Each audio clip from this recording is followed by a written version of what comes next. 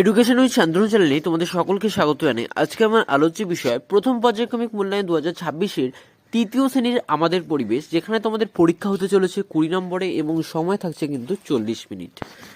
তো দেখে নাও প্রশ্নপত্রে তোমাদের কি আছে। 1 নম্বরে বলেছে নিচে খোপে লাফাতে পারে ও উঠতে পারে এমন প্রাণীর নাম লেখো।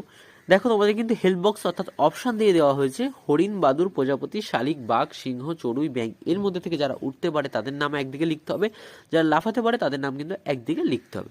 যেমন হরিণ লাফাতে পারে, বাঘ লাফাতে পারে, সিংহ লাফাতে পারে, ব্যাঙ লাফাতে পারে।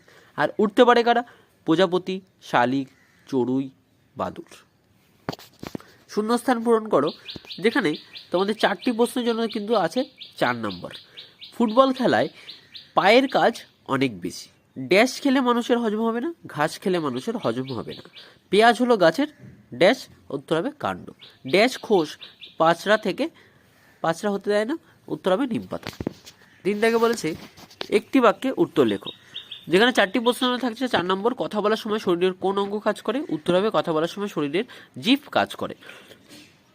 মাটির নিচে হয় এমন একটি আনাজের নাম লেখো। মাটির নিচে হয় এমন একটি আনাজের নাম হলো আলু। কোন ফসলে জলের ভাগ বেশি? উত্তর হবে ডাবে জলের ভাগ বেশি থাকে। প্রাণী থেকে আমরা যে সমস্ত খাদ্য পাই তাদের কি খাদ্য বলে? প্রাণী থেকে আমরা যে সমস্ত খাদ্য পাই তাদের বলে প্রাণীজ খাবার বা প্রাণীয় খাদ্য। আমাদের ইন্দ্রিয়গুলো কি কাজ করে তা নিচের ছকে লেখো। দেখো এখানে কিন্তু 4টি প্রশ্ন থাকছে তোমাদের 8 নম্বর। তো আমাদের ইন্দ্রিয় হচ্ছে চোখ, কান, নাক, জিভ এবং হচ্ছে ত্বক।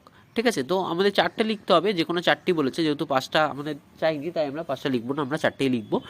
তো লিখেছি আমরা চোখ, কান, নাক, জিভ। চোখ হচ্ছে আমাদের দেখতে সাহায্য করে, কান আমাদের শুনতে সাহায্য করে, নাক হচ্ছে শ্বাস প্রশ্বাস নেওয়া ও গন্ধ অনুভব করতে সাহায্য করে, জিভ খাবারের স্বাদ নেওয়া, এবং যদি ত্বক লেখো, ত্বক হচ্ছে আঘাত থেকে আমাদের বাঁচাতে সাহায্য করে, এবং ত্বক কিন্তু স্পর্শ অনুভব করতেও কিন্তু আমাদের সাহায্য করে।